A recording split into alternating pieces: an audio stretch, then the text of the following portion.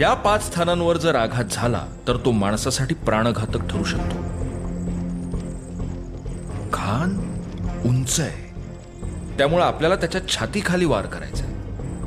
म्हणजे आपल्यासाठी महत्वाचे आहेत नानत्व आणि उदरदंडिका. जी.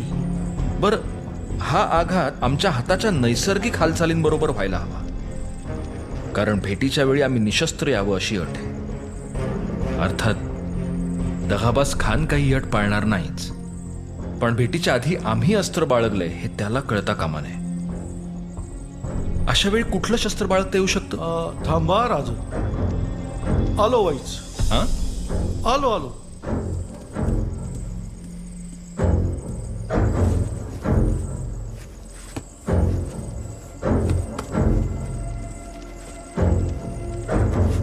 महाराज, हे अग्नि